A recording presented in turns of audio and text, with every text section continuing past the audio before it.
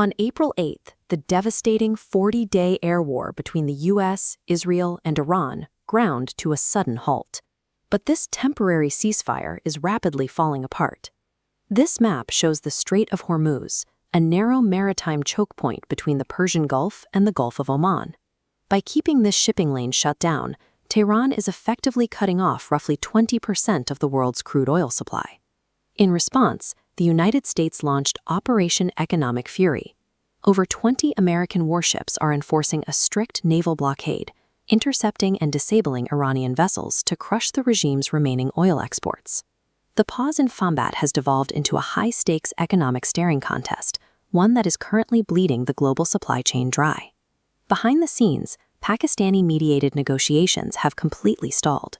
President Trump recently dismissed Tehran's latest counteroffer out of hand, referring to the proposal as garbage.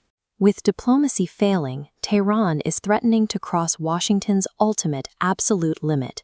Iranian officials have announced they may push their uranium enrichment up to 90%, the exact threshold required to produce weapons-grade nuclear material. The Pentagon is already preparing a response.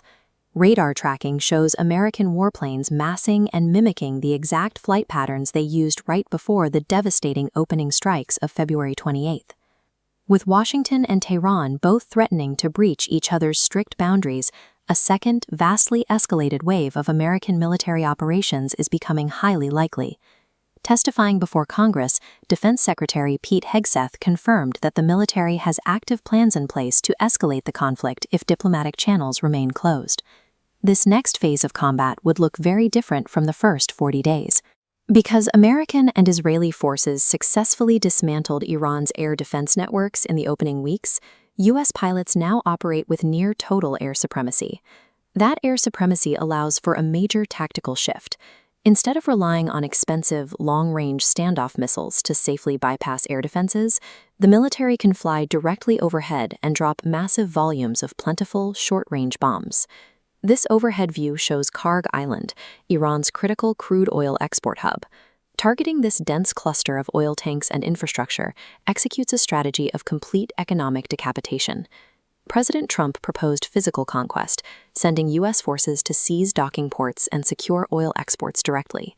The U.S. objective would transition from destroying targets from the air to the physical occupation of sovereign economic assets. An even more extreme contingency is being planned to address the immediate threat of 90% weapons-grade uranium enrichment.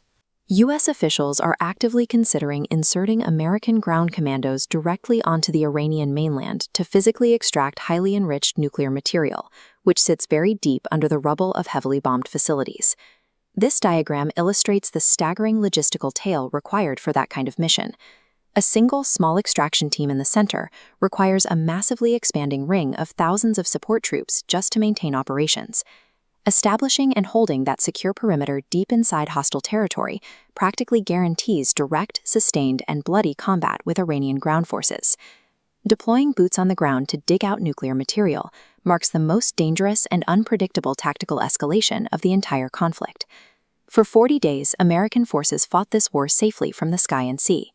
Moving to territorial capture and ground operations strips away that safety net. The April 8th ceasefire never resolved the underlying political disputes.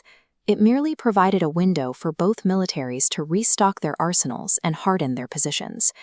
If the U.S. follows through on conquering Karg Island and sustaining a mainland invasion, the disruptions to global energy supplies will trigger severe, cascading consequences across the world economy.